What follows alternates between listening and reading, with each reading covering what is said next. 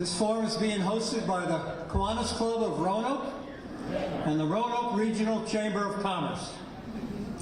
Your being here demonstrates your interest in our community. I'm Michael O'Brock. I've had the pleasure of serving as the president of the Kiwanis Club for this past year. As the largest and most active civic organization in the Roanoke Valley, we are delighted to be sponsoring this event. It turns out we are also one of the largest of the 15,000 Kiwanis clubs worldwide. That's right here in the Roanoke Valley, one of the largest Kiwanis clubs in the world.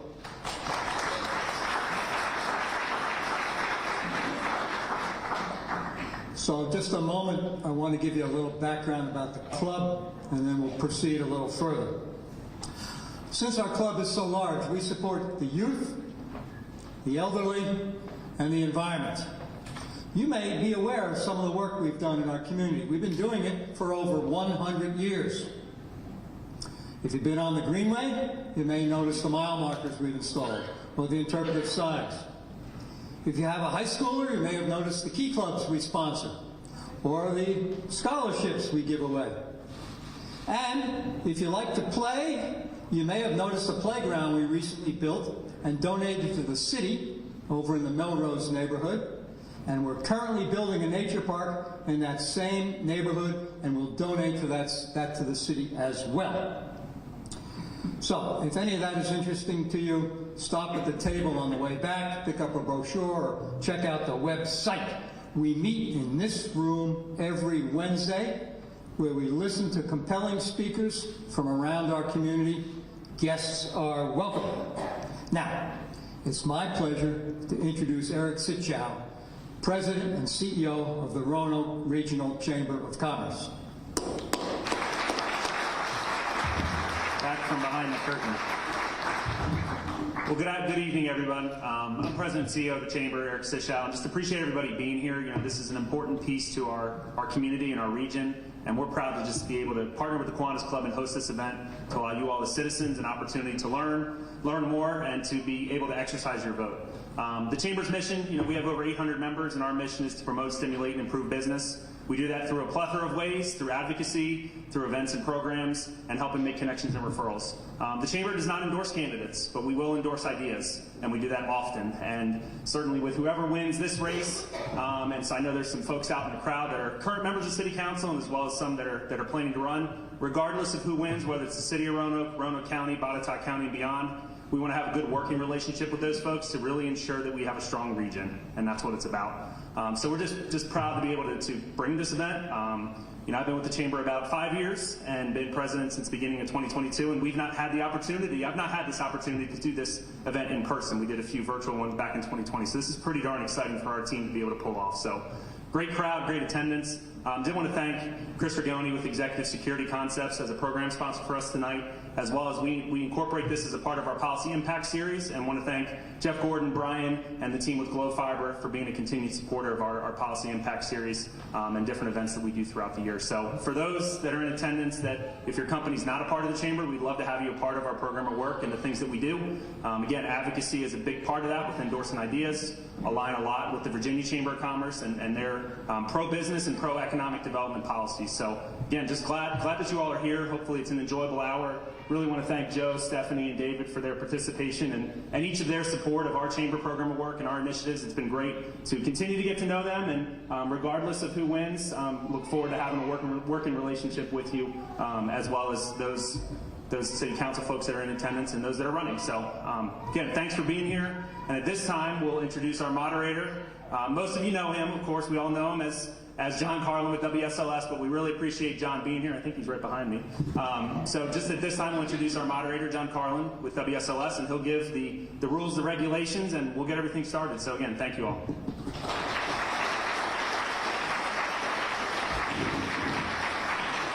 Thank you, Eric. Thank you, Mike. Thank you to the Kiwanis Club and the Chamber, and of course to our candidates this evening.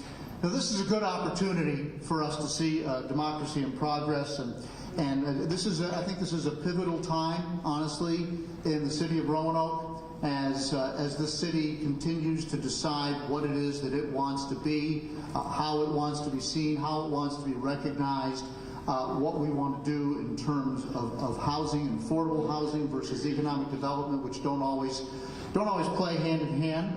They can have opposing forces within that. The more people want to come here, maybe the more expensive the houses get. At the same time, people want to work here, they got to be able to live somewhere. So everybody's trying to find that balance, and we want everybody to think Roanoke's the greatest place on earth, which we all know that it is.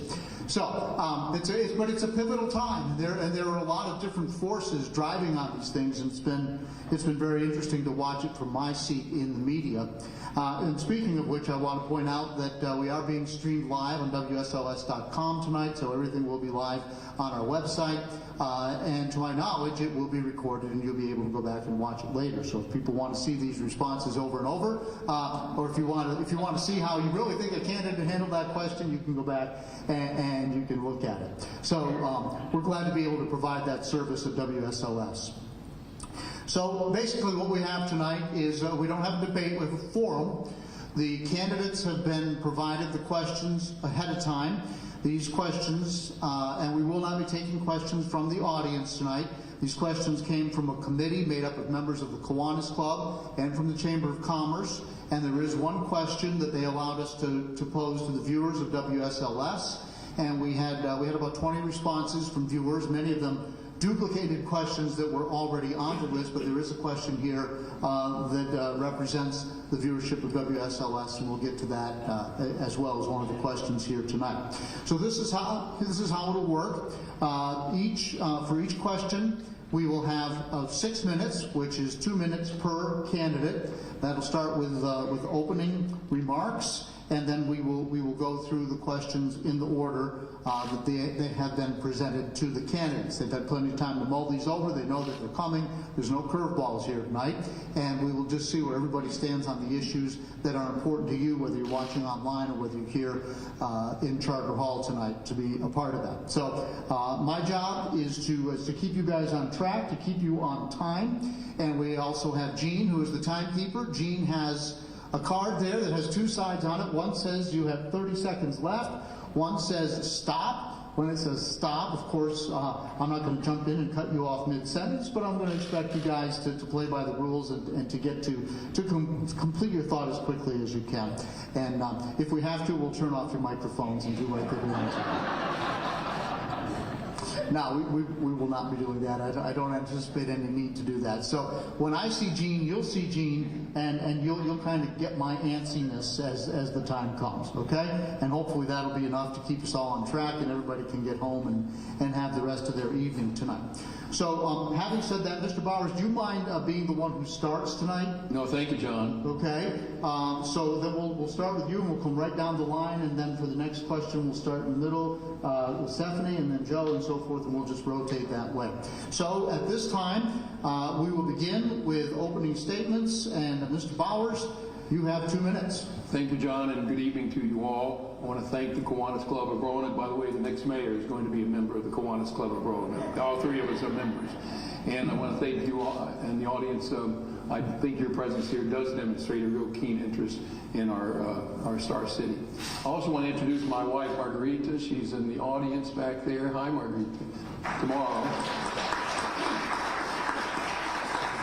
Tomorrow is our anniversary, so I think John mentioned this is a pivotal election. I think it is, and I want to tell you what I think this election is about.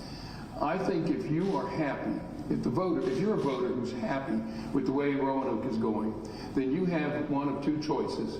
My worthy opponents, Stephanie or Joe, they are incumbents and they are responsible for what has happened in Roanoke. And so if you're happy with what's going on in Roanoke, you have a choice between one of those two. But if you're like me, and you're not happy with what's going on in Roanoke, then I ask for your consideration and your vote, and I want to prove to you again that I have the energy, the enthusiasm, and the experience to make a change in Roanoke. But let me remind you that it takes 4 votes. There's 7 members of Roanoke City Council. You'll have 3 new city council members, but you got to have a 4th. It's the old Jim Trout rule, you might remember, John. Get to 4 and go home. You got to have 4 votes to govern our city. And so I want you to be thoughtful about that as you go to the polls. I'm running with Nick Hagan, who's here tonight, and Jim Garrett, who might be here. I did not see him. And we ask for your consideration and your support on Election Day. Thank you, David. Stephanie? Thank you. I'm Stephanie Moon Reynolds. I'm an independent member of Roanoke City Council, and I am here today seeking your support to become the next mayor of our city. But before I move on, I want to introduce my husband, Earl Reynolds. Will you please stand, honey? Thank you. As a native of Roanoke and a graduate of William Fleming High School and Virginia Western Community College, I have deep ties to our community. I am a wife, a mother, a grandmother, and a great-grandmother. With 42 years of dedicated service to Roanoke City, including 13 years as the Roanoke City clerk of the City Council, I have the experience necessary to lead effectively.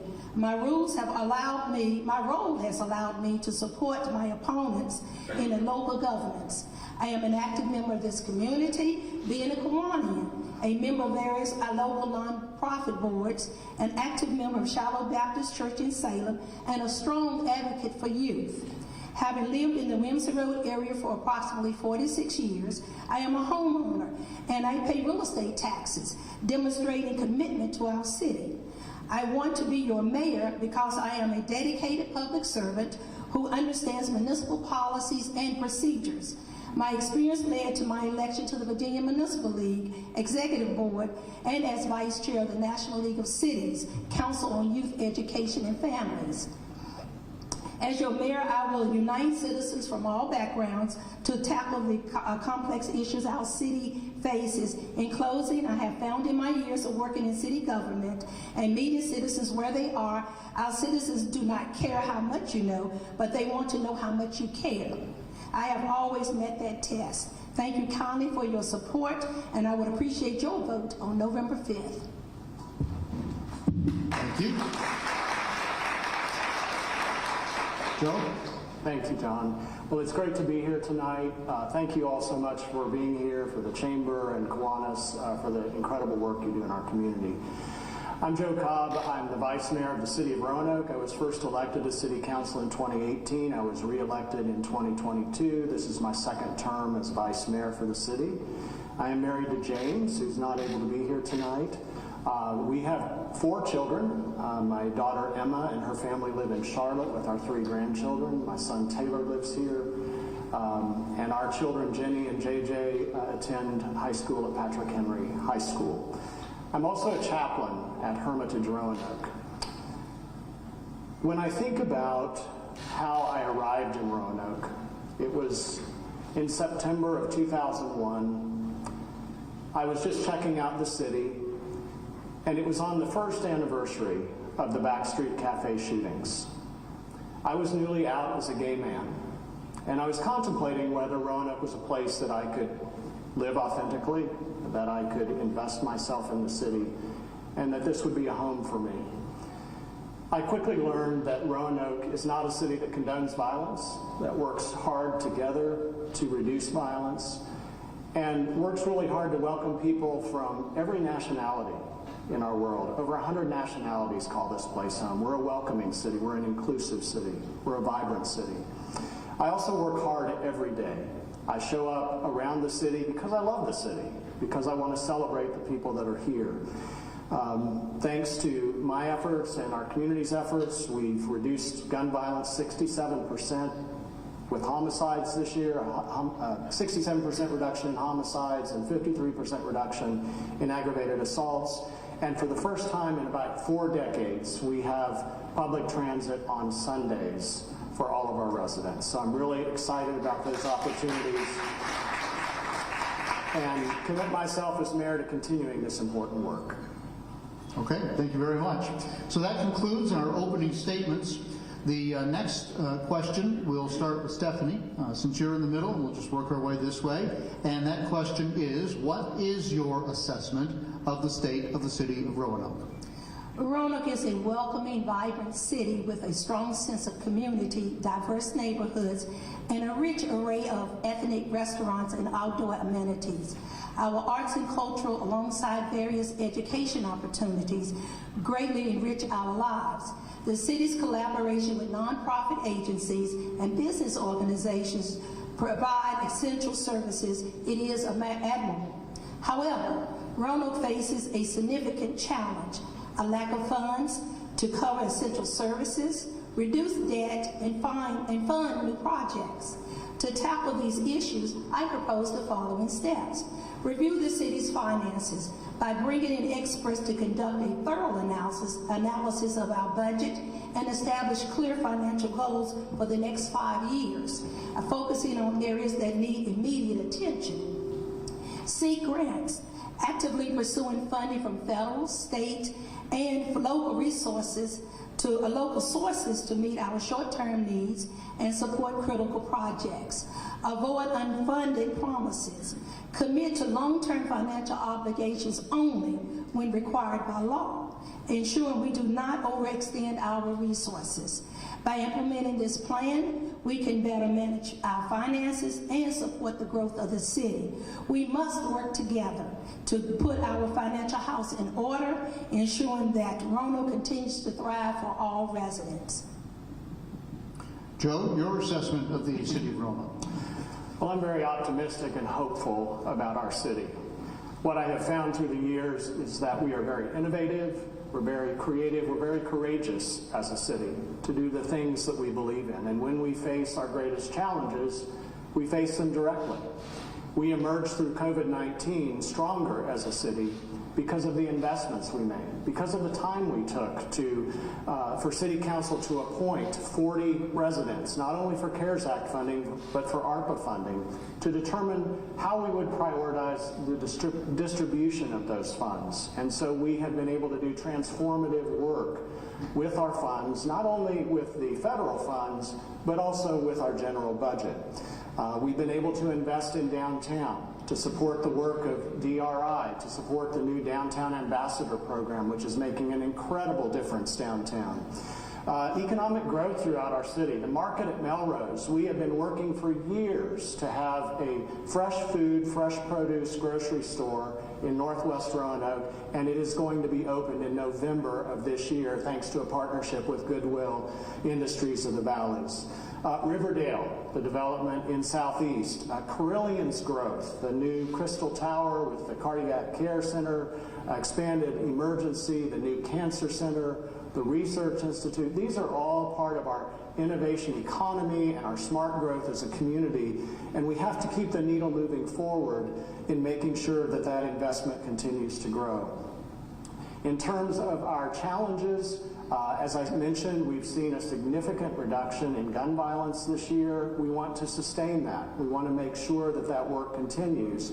But one of my key priorities in assessing the challenges in our city is addressing the opioid, fentanyl, and substance abuse disorder epidemic that we are facing. A year ago, our overdose death rate was 5 times as high as our gun violence rate. So I'm committed to doing that work. All right, very good. Mr. Bowers. I think I've already shared with you my assessment. Let me tell you what I hear is your assessment about Roanoke nowadays. I hear as I go around door to door in different neighborhoods of the city, and I hear people say, for the first time in my life, I hear Roanokers say, I'm afraid to live in Roanoke.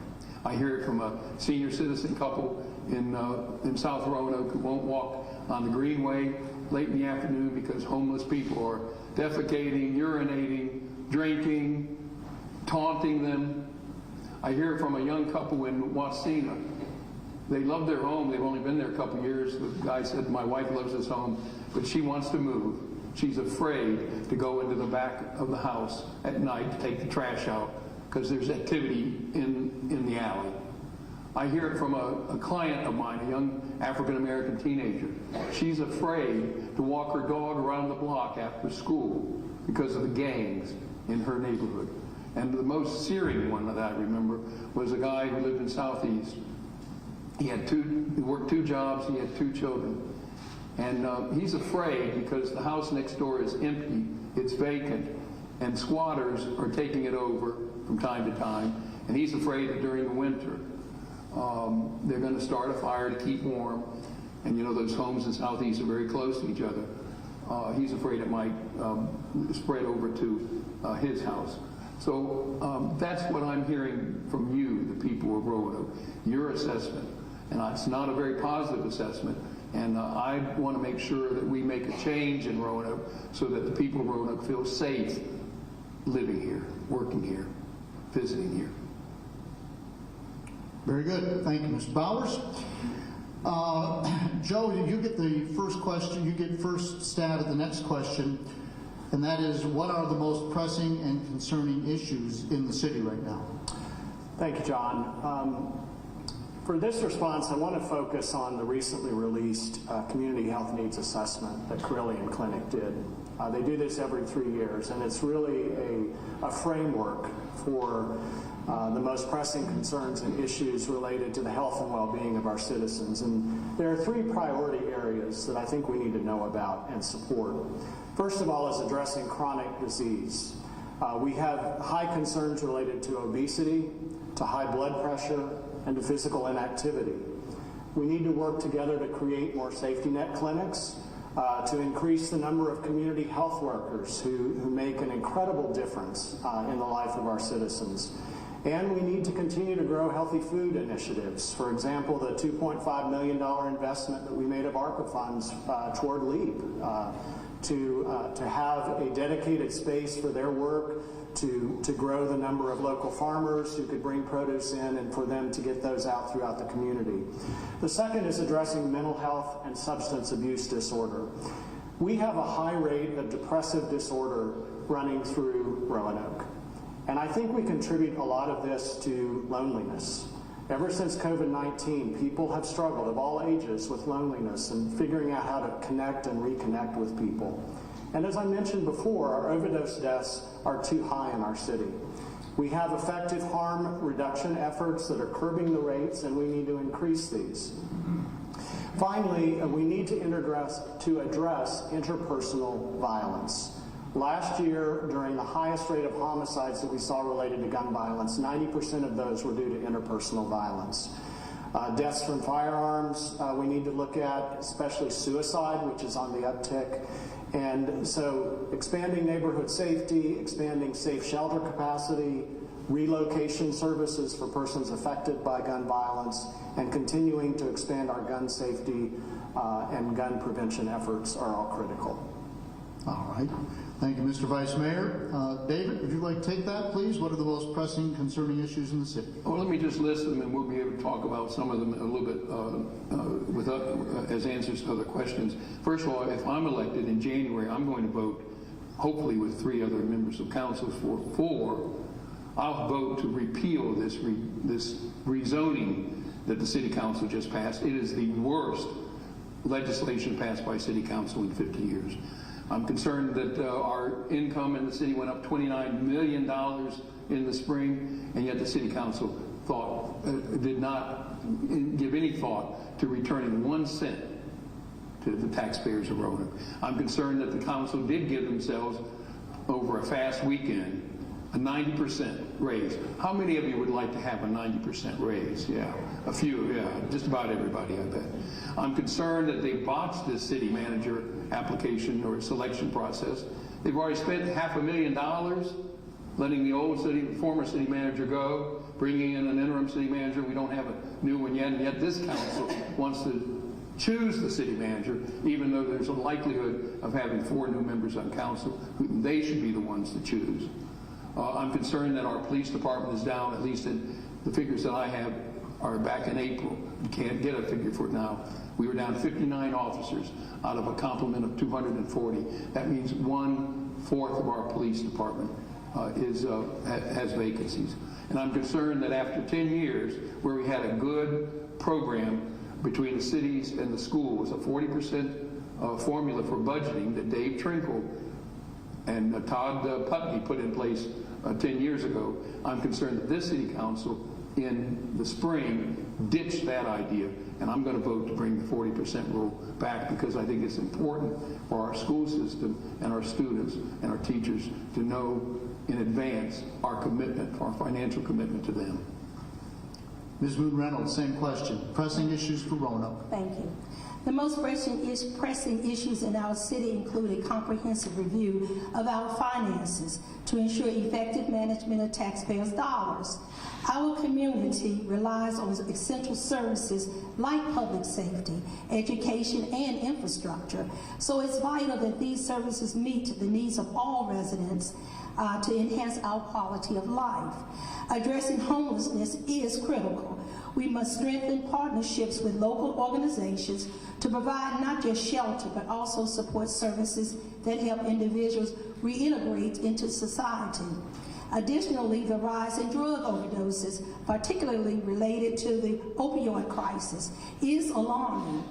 With funding from the Opioid Authority, we have the opportunity to expand addiction prevention and recovery services to ensure residents have access to the support they need.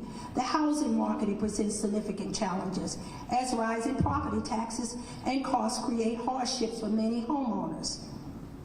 We need to incentivize the development of affordable housing options, particularly in struggling neighborhoods.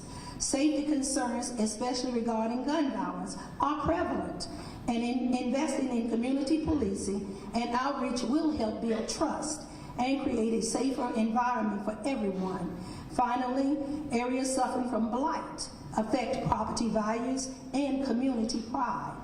Focusing on revitalization efforts will attract new investments and enhance the quality of life for all residents. By addressing these pressing issues, we can create a thriving, safe, and inclusive Roanoke for everyone. Thank you. All right, thank you.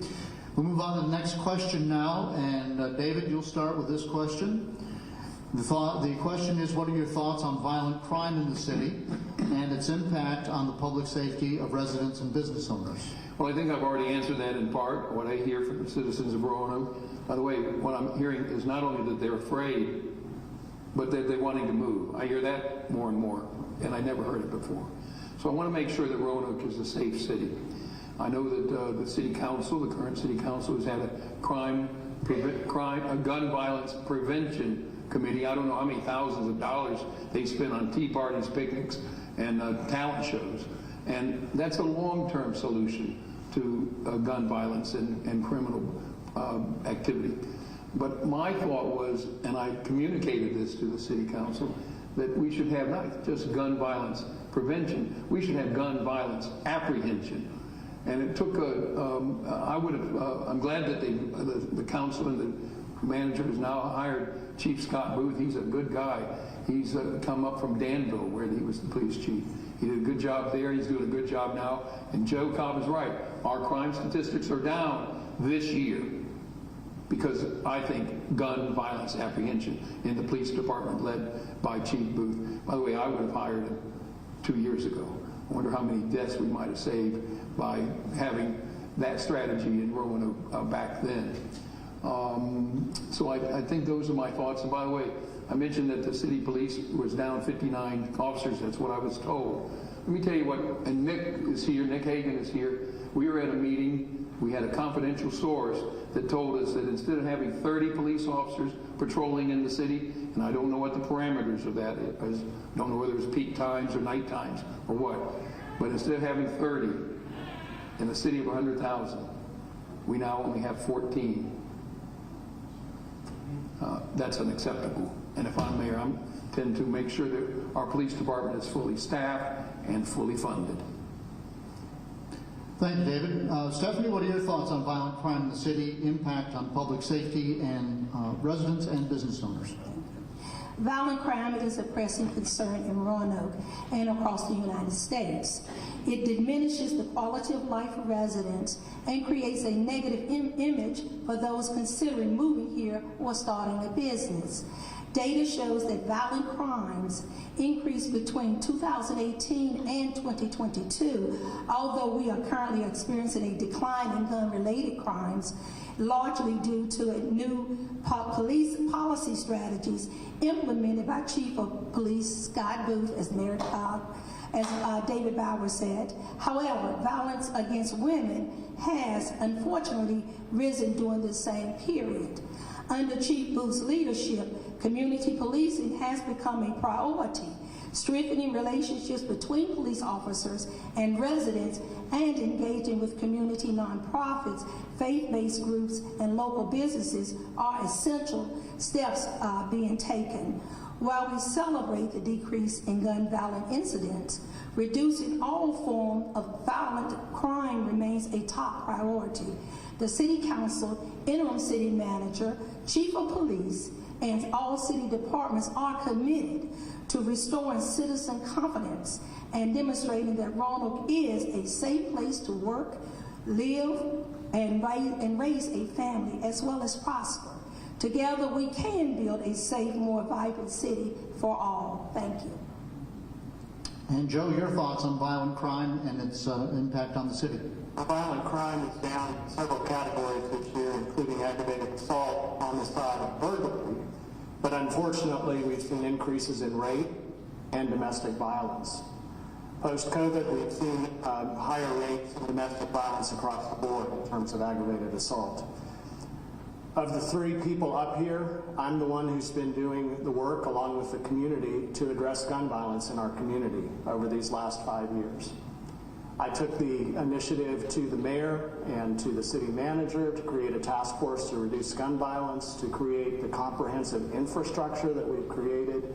Chief Booth deserves a lot of credit, but one of the first things he said when he arrived in Roanoke was, "Thank you, Gun Violence Prevention Commission and all the community partners for the hard work you've done." It's the first time in 5 years, other than some of my council colleagues, that I've heard, or any of us have heard, thank you for the work that you're doing. It's making a difference. It's saving lives. I can assure you, city funds have not paid for tea parties or picnics or a talent show.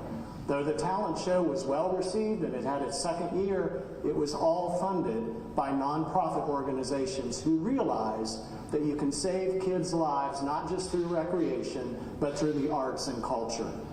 We have made a comprehensive effort and we will continue to do that.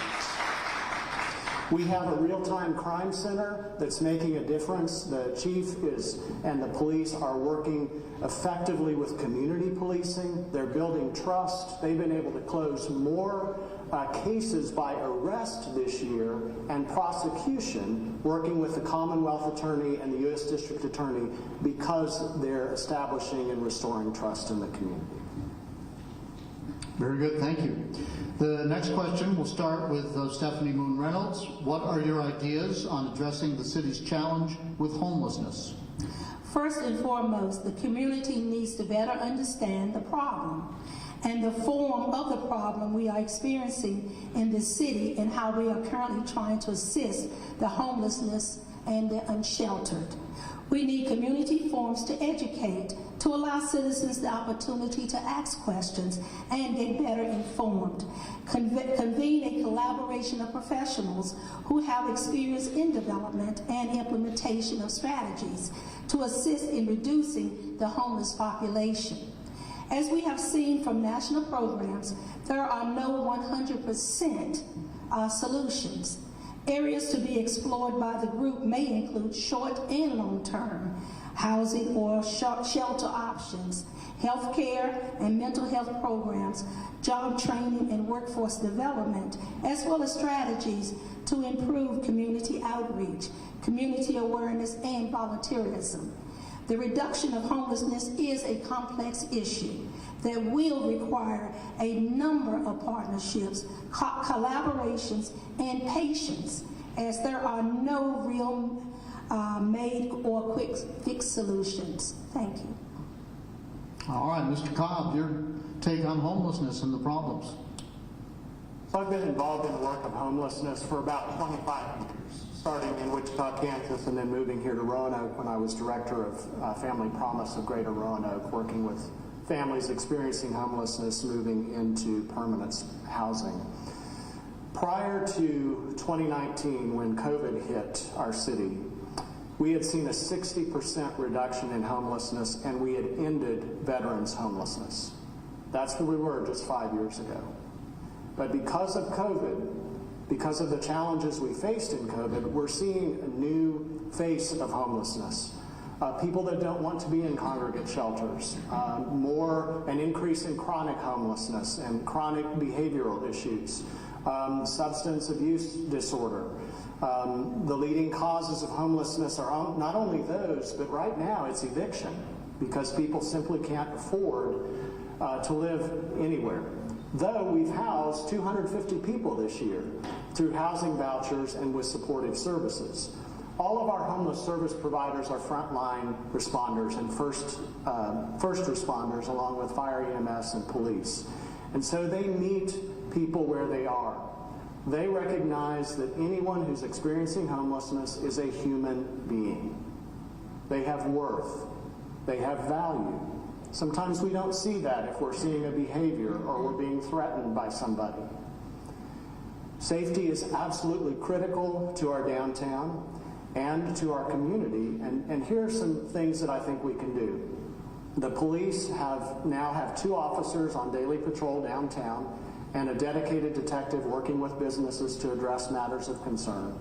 And I think we need to double or triple our housing trust fund so that we can bring in high quality, deeply affordable housing, what I call rapid housing, that is on a small scale with wraparound services, partnering with our community partners to get people housed more quickly. All right, very good. David? Well, Joe, I'm glad that you told us, advised the community that we now have 2 police officers in downtown Roanoke, because that's something that we needed for a long time and has been advocated.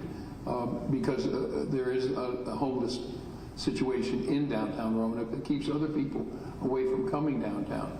You know, I don't, the homeless, my heart goes out to them, as I'm sure everybody's here in the audience. I give my time and my contributions to worthy causes like that as well. But the homeless are not helpless, and we should expect them, they should be expected to be good citizens. It's difficult. I understand there's mental health problems, there's substance abuse problems, there's homelessness, rental units problems, things like that, jobs, marital problems. There's all sorts of problems that these folks have to deal with. I understand that.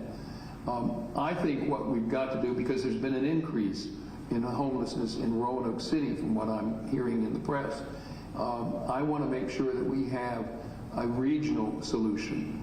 Roanoke, it's important for us to be the leader in attacking these social problems, but we shouldn't be the magnet for these social problems from other areas in the region. And so what I would propose is a regional homelessness study or council so that we can engage other jurisdictions in the Roanoke area.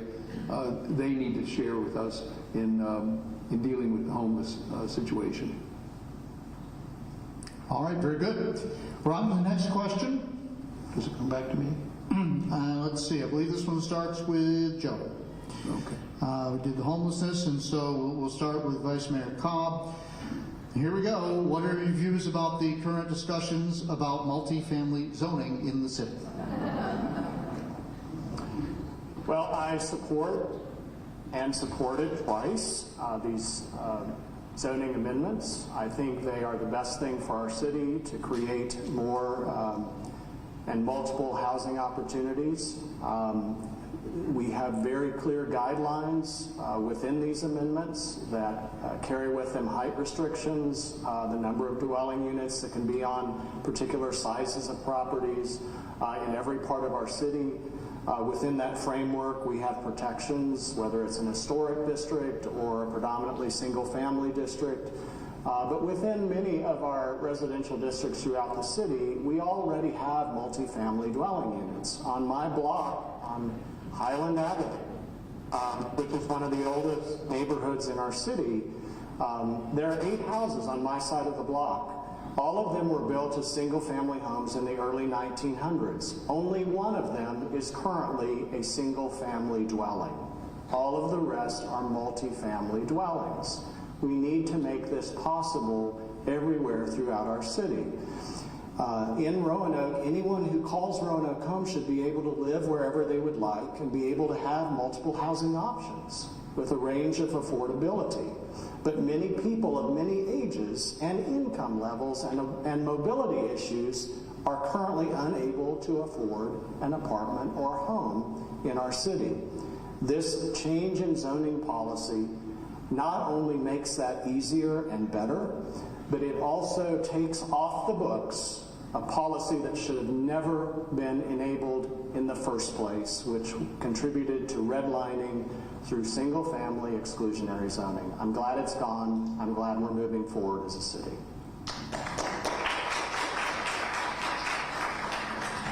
David? Oh, that would be me. Yeah, that's you. Yep. As I've indicated, if elected, I will vote to repeal the rezoning. And as I go around the city, this is the #1 issue for people in Roanoke as we go into the election. Right now, if you want to buy a house, you're going to buy something that you can afford and that either you or your wife likes. But you're also going to buy the house because you like the neighborhood and you want it to be stable. And under the old law, if my wife and I, who live over on Mill Mountain, wanted to chop up our house into apartments, 4, 6, 8 apartments, we'd have to file for a variance, file a petition, go before the Board of Zoning Appeals, give notice to all of our neighbors. Our neighbors would be furious with us for wanting to build multi-unit apartments in our neighborhood, on our block. As I said to my wife, Margarita, we wouldn't be invited to the next neighborhood Christmas party, I can tell you that. But under the new law, it's lickety-split. You don't have to give any notice. And you know, we talk a lot about, I hear a lot about participatory democracy. They just took away the participation of our democracy with this new rezoning. Under the new rezoning law, Marguerite and I could right away have a right to rezone, to make our house, our single-family home, into a multi-family units, with 4 or 6 units. I don't think that's very popular in Roanoke. I think the new law does not protect single-family homeowners. It does not preserve the character of our residential neighborhoods. I'd like to go back.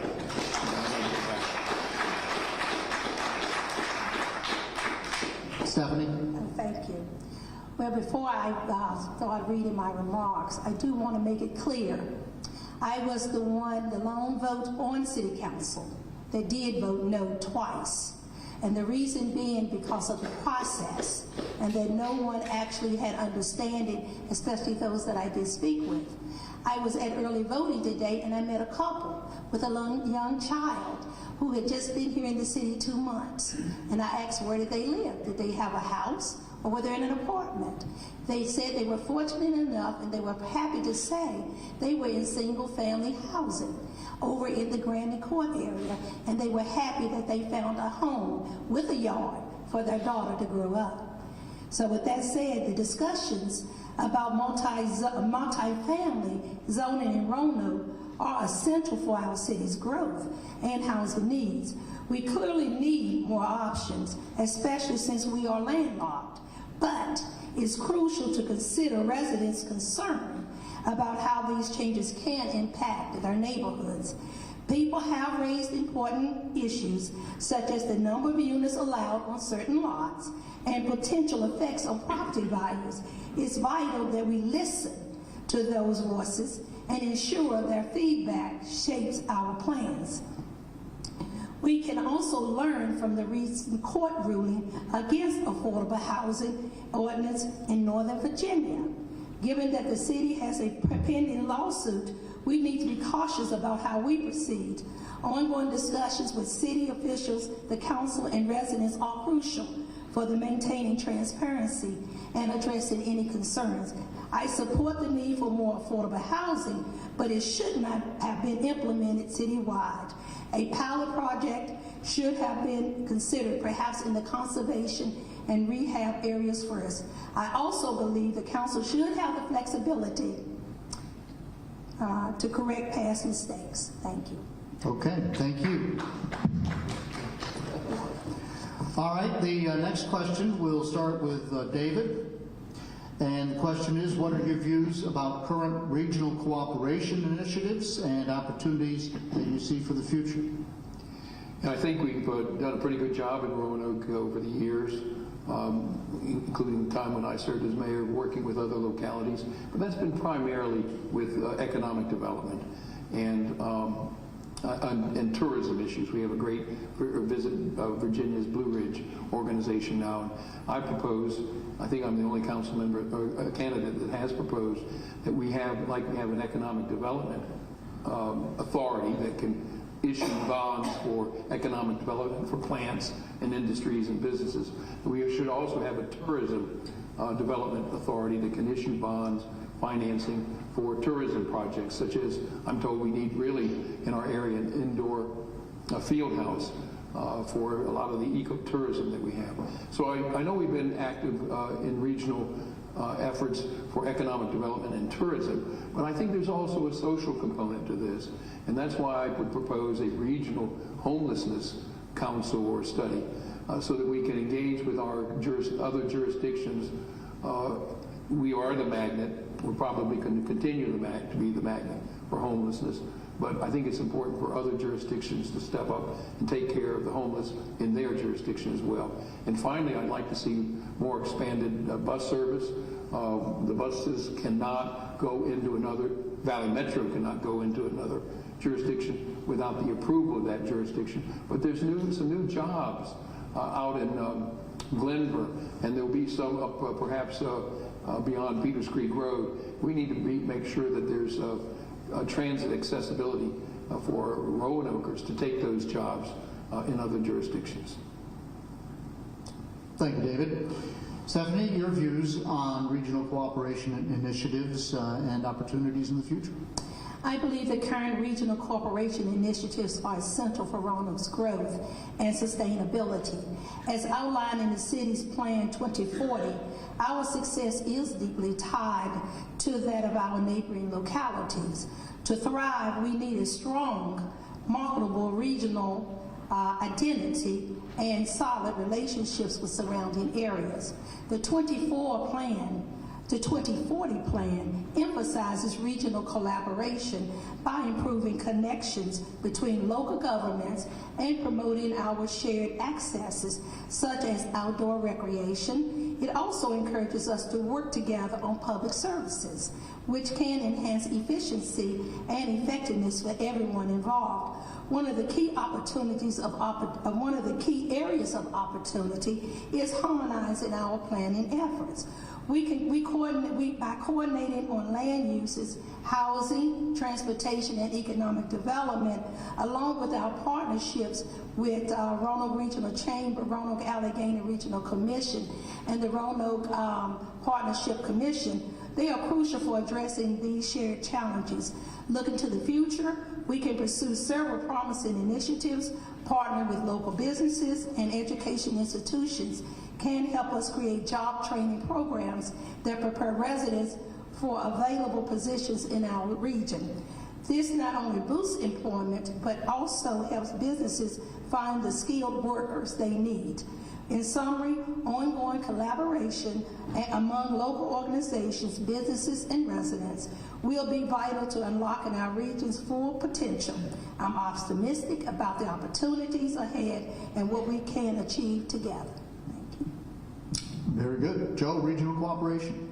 Well, let me tell you about some of the very cool things we are working together on regionally. And Mr. Bowers, I'll be happy to let you know that for 2 decades now, we have had a regional commission dealing with homelessness. It's called the Blue Ridge Continuum of Care.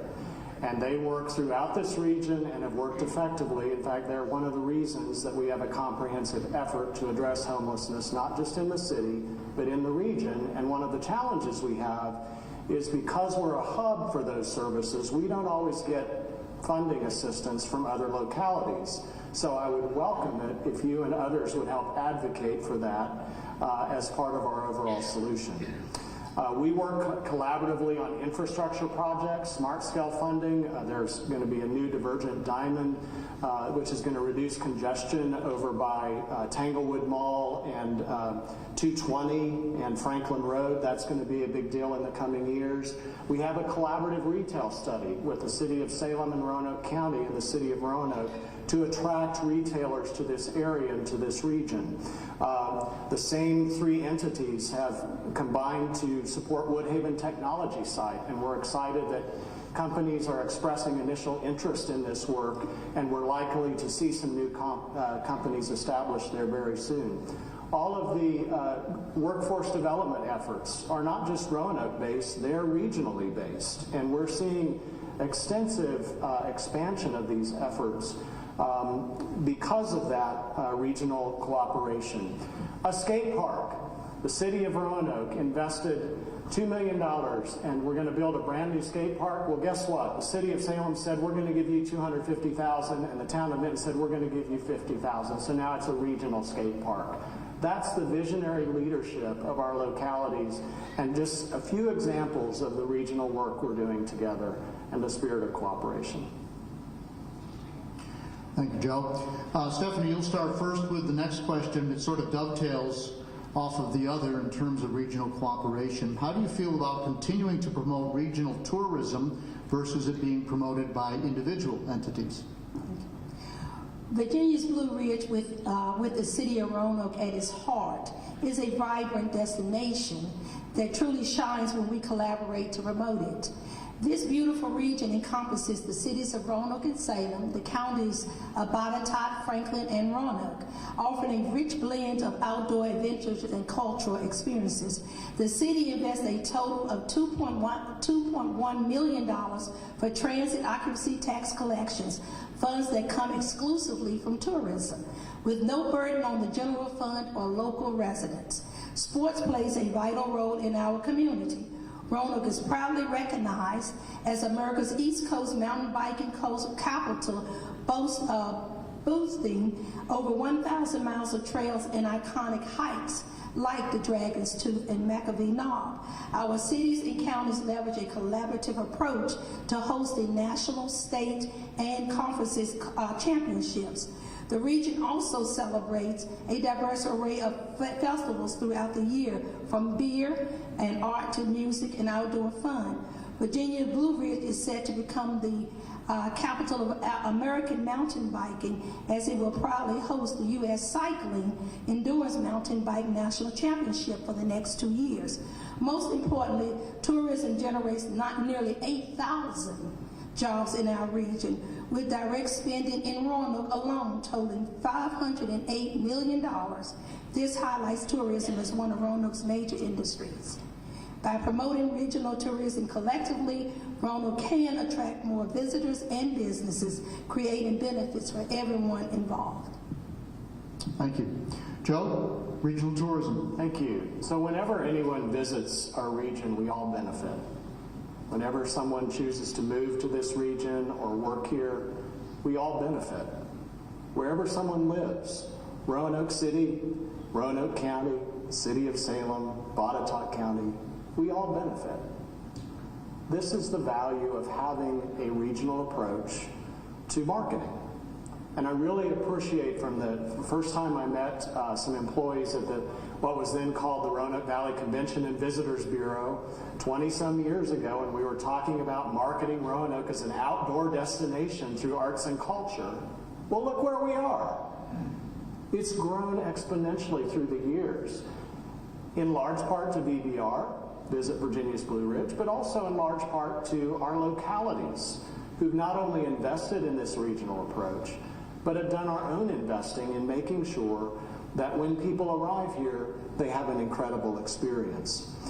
I support advocating for increased funding for tourism, whether that's related to the transient occupancy tax or other forms of increased funding. I support focusing our tourism on our growth trajectories, this collaborative work that our economic development departments are doing, that our parks and recreation, that the regional partnership is doing. Let's build on those things because they are all drawing people to this area. Let's also, I'd love to see the Roanoke Mountain Campground come alive again. And I'd love to see the mountain, Mill Mountain, be a destination place to turn what was the Discovery Center into a visitor center. Move the zoo entrance up to that location and have zoo personnel staff that, but also a visitor center where people can get souvenirs, where they can have a full experience of the benefits of Mill Mountain. So I fully support our regional tourism. And I'm grateful that we as localities are able to participate in it and able to see a return on investment in our investment. Very good, thank you. David? When I first ran for mayor many moons ago, I gave a talk to a group, and I mentioned how Roanoke should be a tourist destination center. And there were giggles and chuckles in the audience. What? Who would want to come to Roanoke? But we set forth a tourism initiative. We reopened the Hotel Roanoke. We expanded we didn't even have a greenway system. We renovated this building. We've done a lot of things, including creating the Virginia's Blue Ridge, Visit Virginia's Blue Ridge organization run by Landon Howard, a very successful organization in my opinion. And we've developed really a world-class ecotourism, sports, athletic, tourism industry in Roanoke, as my colleagues have indicated. As I said in answer to a previous question, we also need to create a funding mechanism so that the VBR has a way of expanding meeting facilities or having indoor field house built for Roanoke. So that's one proposal that I would have. I saw Senator Sudeline here earlier. I've expressed to him my interest in conjunction with the Virginia Transportation Museum of making that a state agency. It's not something we can do without their cooperation and support, but the California State Railroad Museum in Sacramento is a state agency. The one up in Scranton is either a state or federal agency, and I think our Transportation Museum would be doing much better as a state agency. And finally, if elected, I'd like to reach out to the Crooked Road organization and bring some of that activity into Roanoke. As I've expressed to some of those involved in the Crooked Road, Roanoke is the portal. People fly into Roanoke, and then they can get on the Crooked Road as close as it is right there at the Harvester at the Rocky Mount. So those are some of my thoughts about tourism for Roanoke. Very good, thank you. Joe, you'll start with the next question, and just by way of setup, as this deals with the airport, a lot of businesses have said that they would be more interested in locating here if there was better jet service in order to come and go, and if there could be more jet service, perhaps it could be a little less expensive for tourism. So the question, however, is what are your views regarding a runway expansion of the Roanoke-Blacksburg Regional Airport? Well, I fully support a runway expansion for the regional airport. We've needed it for a very long time. And we need it for a couple of reasons. One, it will eliminate a barrier for aircraft that are on longer flights. It will open up and create more air traffic opportunities to different destinations. And it'll also create a larger safety zone for aircrafts that are landing or taking off, which is a bit of a challenge right now. The Airport Authority or Commission has submitted a proposal to the FAA, and that's currently being reviewed by the FAA regarding the runway expansion.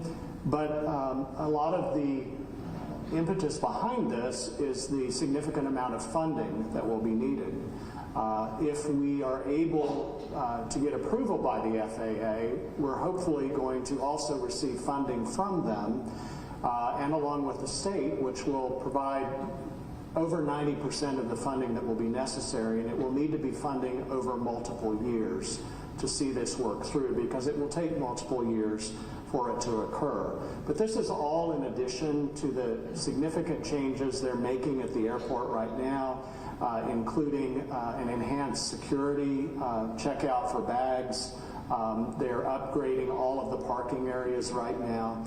So this is not only a significant investment in modernizing our airport, but in increasing air traffic and creating more opportunities for business and tourism growth.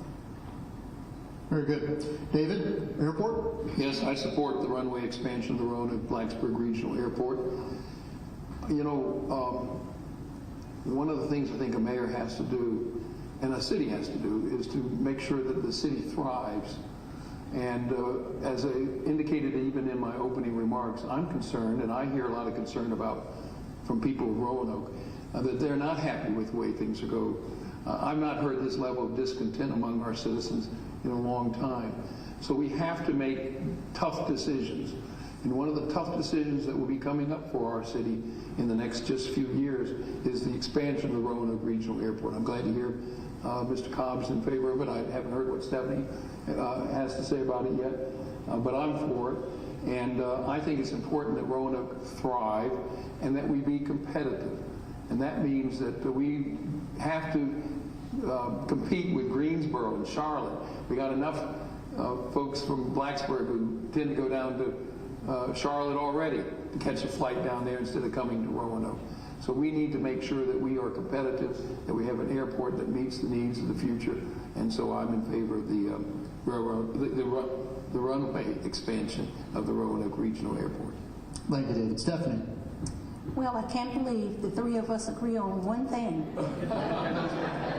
Yes, the proposed runway expansion at Roanoke-Blacksburg Regional Airport is a vital opportunity for our region. As a primary commercial airport, this expansion will meet updated federal safety standards and accommodate larger aircrafts, significantly enhancing regional connectivity. By constructing a bridge over Interstate 581 to extend the runway, we can support bigger planes, which will increase flight options and potentially create jobs in aviation and local businesses benefiting from tourism. We've already seen positive developments with new routes from Nashville and Dallas. The airport's master plan outlines essential needs over the next 20 years, meeting the FAA safety standards for runway safety areas is crucial. Without this expansion, we risk losing commercial service. We appreciate the support of Senators Tim Kaine and Mark Warner, who secured funding for land acquisition to facilitate this project. Collaborating with the VDOT for infrastructure funding will also be essential. As the gateway airport for Western and Southern Virginia, expanding the airport is critical for economic development growth and reducing passenger leakage to airports in North Carolina. The project will not only boost tourism, but also support local businesses and enhance the quality of life for our residents. In summary, the runway expansion is a strategic investment that promises to enhance connectivity, drive economic growth, and modernize our airport facilities. With community support and thoughtful planning, this initiative can significantly benefit our region. Very good, thank you. And David, you get to start with the next question, which is, what is your strategy to encourage and stimulate economic development in the city? Some of these issues are so intertwined. If we're not going to have public safety in our city, if we're not going to have a city that people feel comfortable and safe in, if we're going to have a city where people are saying, I'm afraid to live here, then we're not going to be able to thrive. Again, one of my key thoughts is we've got to thrive. The city has to thrive, and we have to have future growth. Now, I'm the only candidate running for mayor who's come out in favor of the Evans Spring development. That's that forested, fallow land on I-581 north of here, just across from Valley View Mall. I'm in favor of of development, and I have been. We missed an opportunity 4 or 6 years ago when a Charlotte developer was going to come in with $250 million. That was a lot of money back then. Be more now. $250 million of Charlotte money invested in Roanoke that would have created 1,600 new jobs. That's important not only for the Northwest community, Northwest neighborhood, but the entire region, and would have returned $2.2 million in tax revenue for the city of Roanoke. It was going to be a mixed-use development. There would be hotels, there'd be residences, there'd be some stores, there'd be businesses. I even wanted to have a Cracker Barrel. I'm kind of tired of going to Daleville for pot roast, you know. I'd like to have a mixed-use development like that in Spring. You know, we had controversy that I had to deal with when we were talking about the expansion of the medical center down on Reserve Avenue. And there was opposition then. But look where we are now with an expansion of our center city into the area around Carilion, Virginia Tech Medical School. That's what I envision as an expansion of our center city in economically developing Evans Spring. All right, thank you, David. Stephanie? The composition of the Roanoke Valley economy is extremely diverse, from the small locally owned specialty stores to the large corporate employer. A regular targeted effort must be made to dialogue with the owners of the businesses to gain a better understanding of their challenges that inhibit their successful growth and expansion.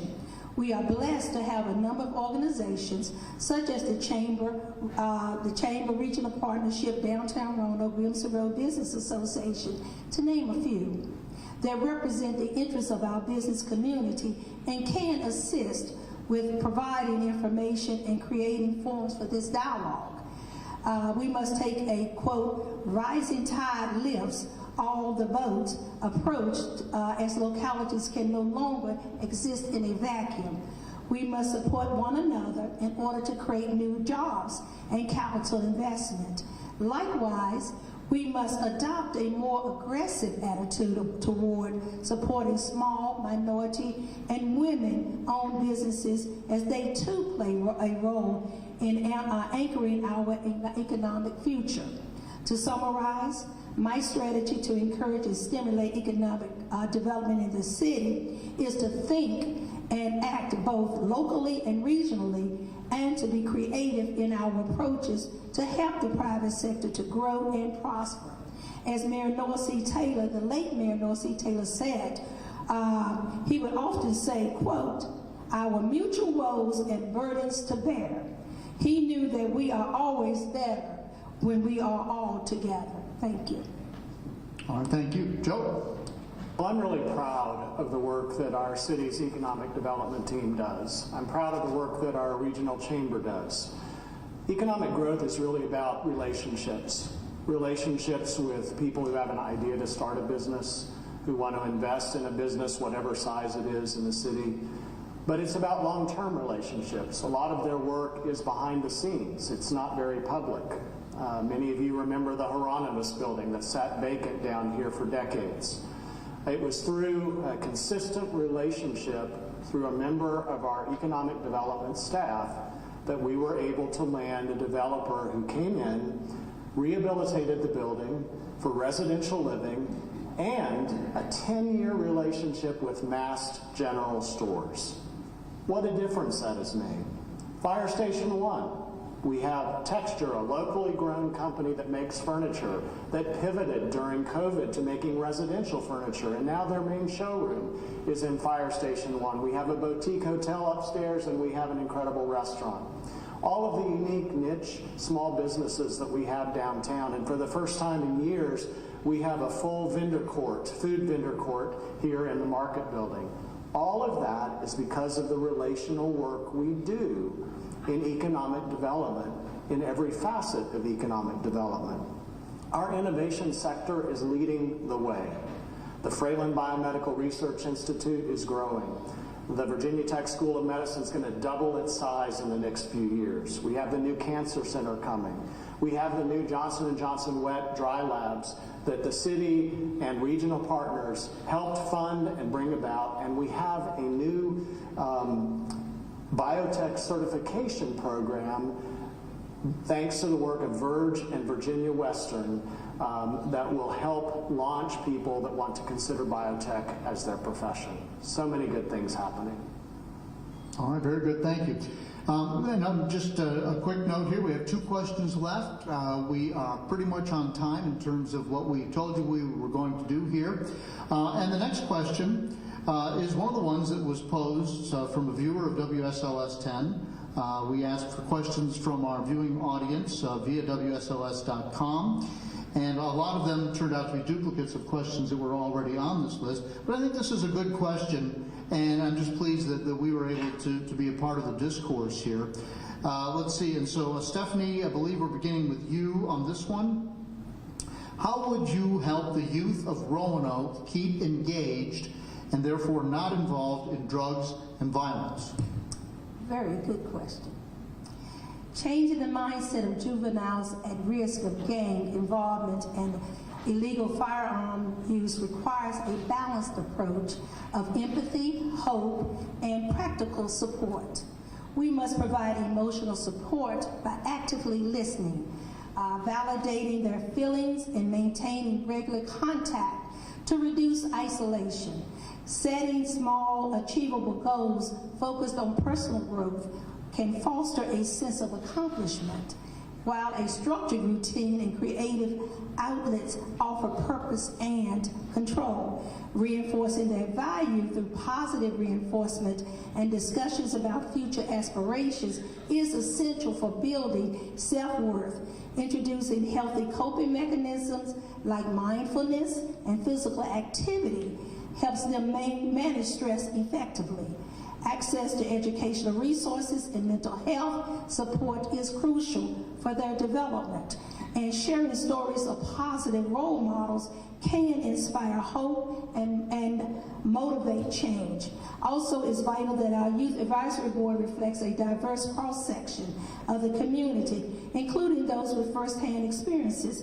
Actively listening to their struggles, such as bullying and peer pressure, will inform actionable programs that create positive opportunities like summer jobs and mentorship initiatives.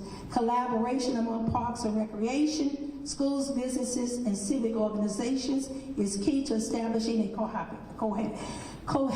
comprehensive support system. By evaluating our efforts and empowering youth in decision-making, we can foster a sense of ownership and drive meaningful, lasting change in our community, steering them toward a brighter future. Thank you. Thank you. Joe? When I was growing up in Kansas, our parents paid close attention to what we as children and youth were passionate about. So in other words, they didn't say, because we as parents think you should do this, that you should do it. They really watched our lives, they watched our interests, they thought about our passions. For me, it was the arts and singing. I've never been really athletic. For my brother, it was athletics, but also music. But one of the things they taught us early on was service. How important it is, whatever age you are, to give service back to your community. We grew up attending 4-H. It was there that I learned about leadership. It was there I learned about giving back to my community. It was there I learned about gardening and leathercraft and so many other facets of life that gave me basic skills. But our parents always found a way to support us. I see so many families in Roanoke who love each other, who want to see the best for their youth, and sometimes they just don't have access to the opportunities. I think our Roanoke City Public Schools do an extraordinary job. We have amazing educators in a safe learning environment. We're seeing an increase in graduation rates because we not only want kids to receive a diploma, but also to have a resume. We have a fantastic workforce development program. When I think about all of the after-school programs we have in our city and the amazing partnerships we as a city have with them, these are the organizations that build relationships with youth and their parents.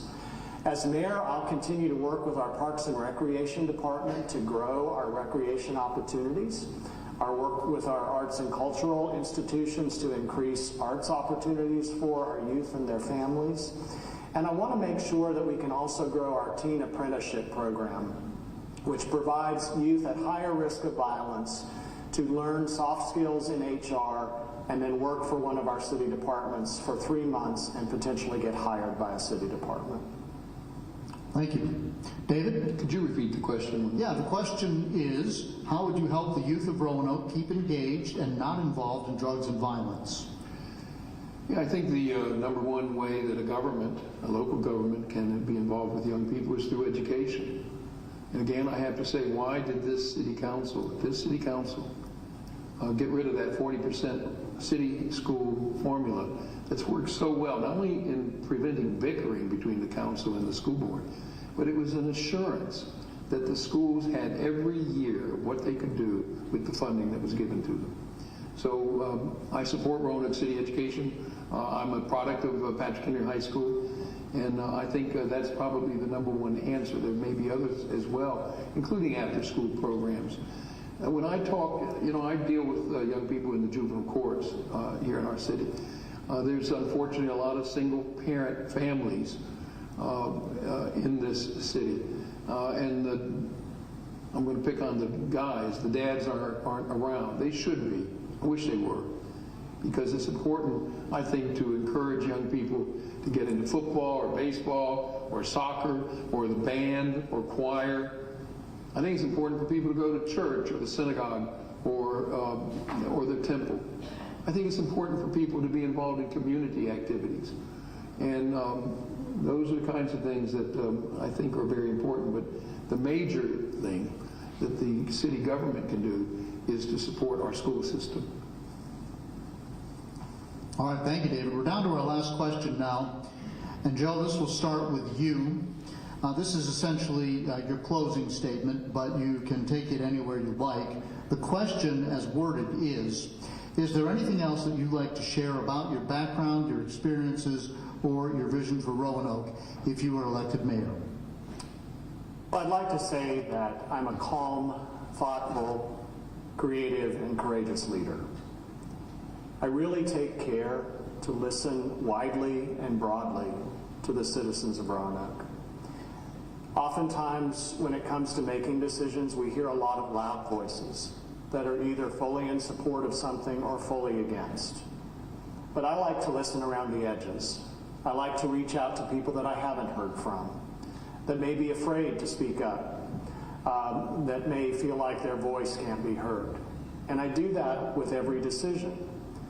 Because leadership is about not only listening to that diversity of opinion and expertise, but it's ultimately about making the best decisions for the health and wholeness of our city. I'm willing to take on the tough issues. I've shown that over and over again on leadership here in the city.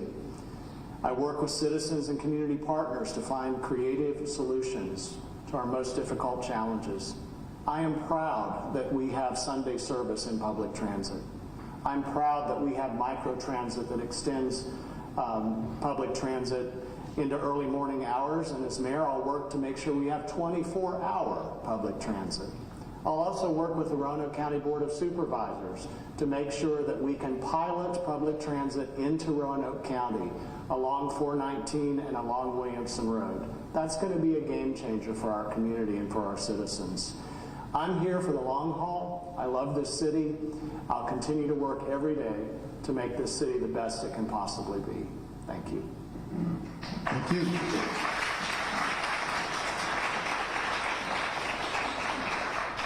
David, 2 minutes, closing statement.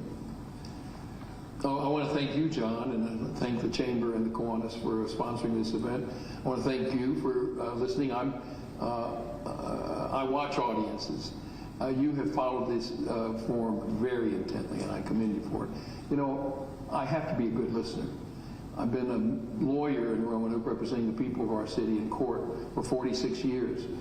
I've been the mayor for 16 years and 8 years prior to that on city council. I had to listen in order to do the right things for our citizens.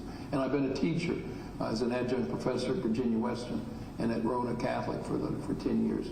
So being a good listener is important. And when I hear people come up to me, I always say, thank you. Thank you for letting me hear what you have to say. I may not agree with you, but I'm going to hear you. I'm going to hear what you have to do because you've elected me to represent you. I want to just close by saying this motivates me right here. This is a card I got in April. I'm not going to tell you who it's from, and I don't know who the lady. It says, "Dear David, please save our city. I have loved this city for 84 years. During this campaign, ladies and gentlemen, I've had lots of people come up to me and they say, 'Are you the only one that can save our city?' And I say, no. I may be the only one that's running for mayor, but it's going to take thousands of people who really care about Roanoke and are concerned about Roanoke. That's what I'm hearing out there. We need to, all together. And that's what I intend to do, whether I'm a Democrat or Republican or an independent. I'm still the same David Bowers.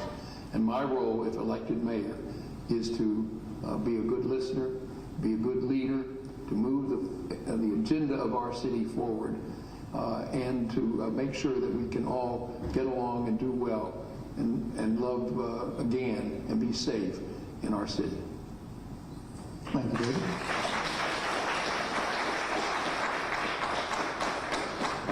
Stephanie, you get the last word. Oh, thank you. Why should you trust me to be your mayor? Because I genuinely care about our community. When I look in the mirror, my answer is simple. I care about the welfare of our people. Let me share a few examples. When I was appointed as city clerk, I accepted a lower salary than my predecessor, despite having the same certification and more education. I could have sought other opportunities, but I chose to serve because I believe in the future of our office then and the community. It was never about the pay. It was all about service. I am committed to ensuring our citizens receive the respect and assistance they deserve when seeking city services. During my time on city council, we faced a significant increase in personal property tax due to the rise in car values. Initially, my concerns were overlooked until public outcry prompted action. We need to be proactive in addressing the financial burdens our community faces.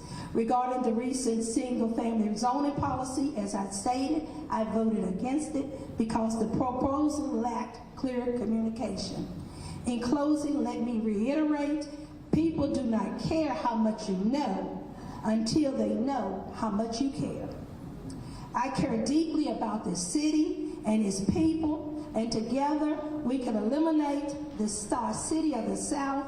Your vote for Moon is a vote for a brighter future. Thank you for your time, and I look forward to hearing your thoughts and ideas. Remember, voices heard, hands to serve. Thank you.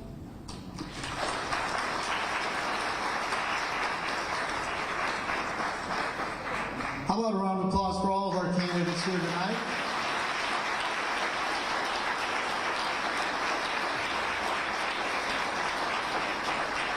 And David, I must say I agree with your assessment that this was a very engaged audience. I saw people really leaning in on a lot of the answers here tonight. And I think that goes back to what we said at the beginning, that this is a pivotal election. And I heard some distinct differences. I heard some very real ideas expressed up here tonight, and I think that voters have a much better opportunity now to see who lands in their quarter when it comes to Election Day come November. Thanks once again to the Kiwanis Club and the Regional Chamber of Commerce for putting this on. How about a round of applause for all the people that did all the work in the background to get us here tonight? And ladies and gentlemen, we almost got you out of here at 7 o'clock. It's 7:08, but please drive safely and have a nice evening. Thank you for coming.